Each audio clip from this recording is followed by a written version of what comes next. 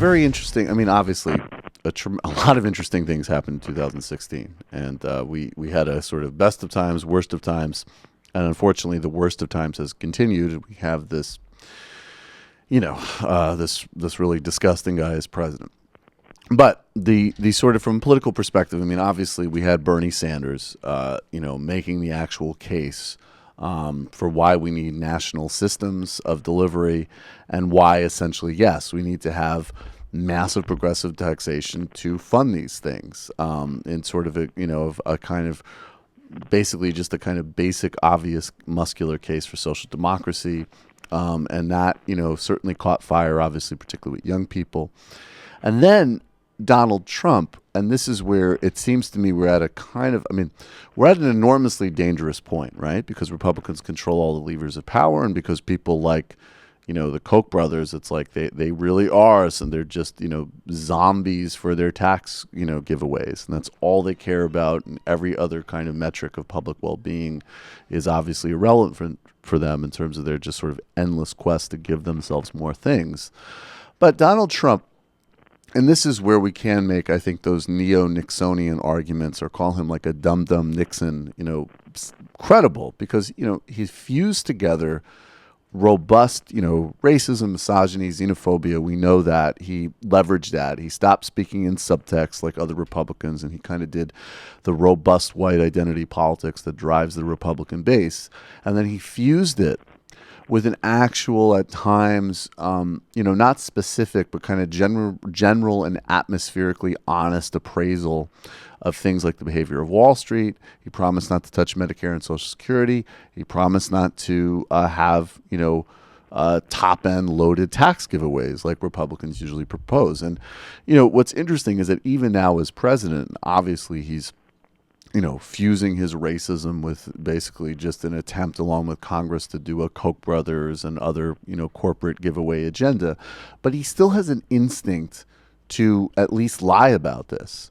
And before we get to the question, I do want to play this clip of him talking with Maria Bartiromo. I think this was over the weekend. And, it's funny because he's incoherent, but there is an actual point here about how he's still trying to sell what his tax package is going to be. Now, in fairness, only a framework has been released, which they're saying is not going to be less progressive than what exists. But, by all indications, and especially with what is in Congress and Mnuchin and Mulvaney, of course this is going to be another enormous regressive giveaway. But here's Trump. But see, that's what I don't understand, and I followed your policies really closely.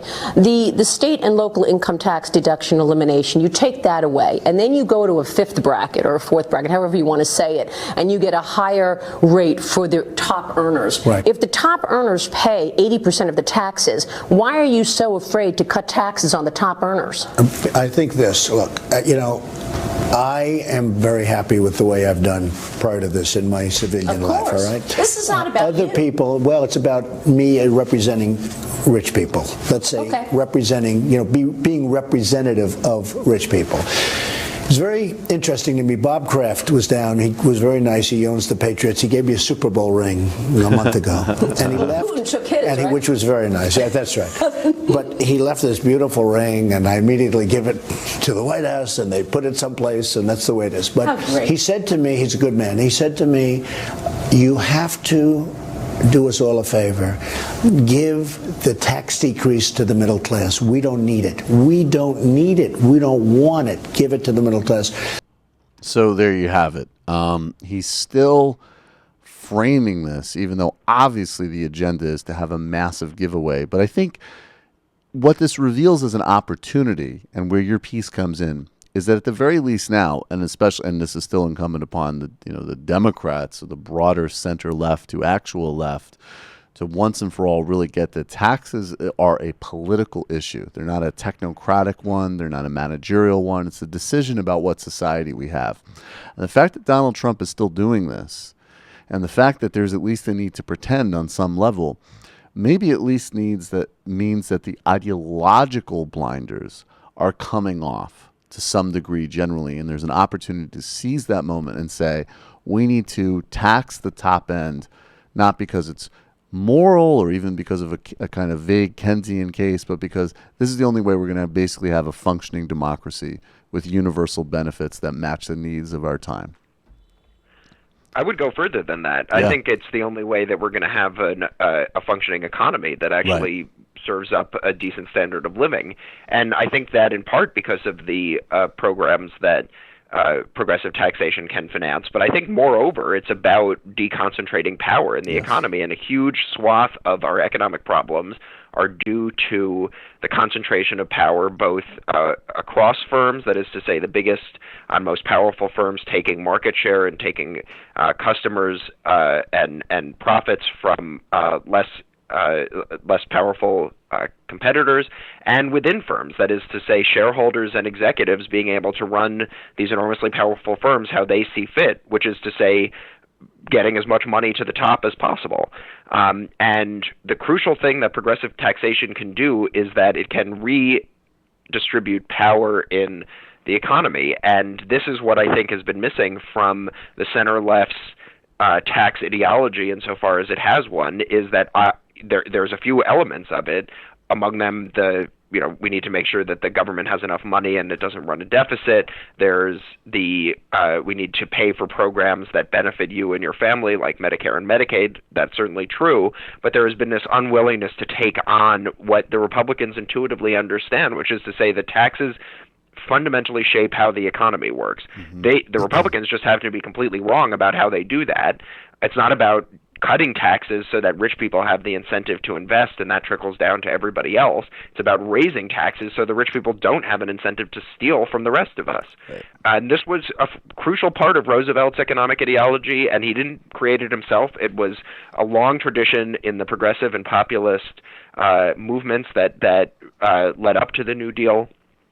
And it is something that, to my view, the contemporary left has forgotten, and forgotten in different ways. There's a tax ideology kind of in the center. There's a tax ideology on the left that has to do with paying for universal programs. And it's not that any of those are false, but that this crucial other element, the element that sits on top of it all, about what the function of taxes are in the economy and in the society, that has been totally forgotten. And I think that is something that the Republicans and that clip of Donald Trump reveals that they understand, and that we have just been totally blind to and unwilling to confront.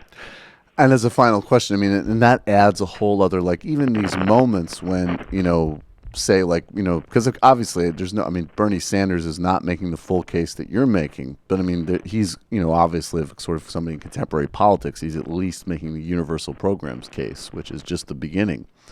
But this notion that, even when you get a question from some, one of those idiots at a CNN town hall who's like, I'm a small business owner, like, maybe so, right? And I don't think I should have a tax cut, or I think everybody deserves a tax cut, or this kind of like, that sort of typical cliche. And the response is always, well, as you say, it's either like the Obama Clinton, got to pay for things, got to be responsible, or even the kind of like, I don't think morally the Koch brothers deserve a tax cut right now, or the Mercers deserve a tax giveaway right now. The next step is that, right, well, actually, this is just about power, and I'm interested in designing an economy so that these weird families can't steal more money from us and there's more jobs for you. What do you think of that?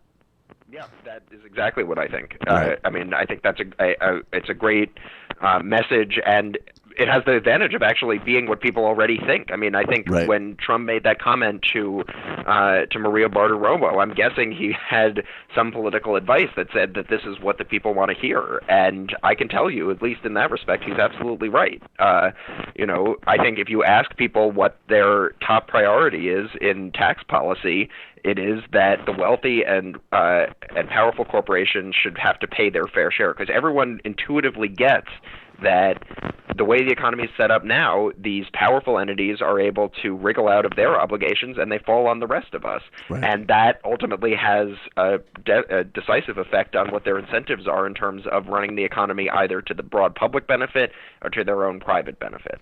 So I think really the politics of this could not be more clear-cut, and I hope that everyone from Senator Sanders to the biggest deficit hawk or whatever in the Democratic Party will take heed of where the politics of progressive taxation really are in this day and age. It's about power. Marshall Steinbaum of the Roosevelt Institute. I really, really appreciate your time. We have a link to all of the ways that people can find you, as well as your article on the tax debate we need in the Jacobin. This is really important stuff. It's very well done. Thanks so much for your time. Thank you for having me. Hi, folks. Sam Seder here. We still need your help on our Patreon page. YouTube ads have come back, but not nearly as much as we had before. So if you can help us out, any little bit helps. Head over to our Patreon page right at this URL, and you'll help us keep helping you by making videos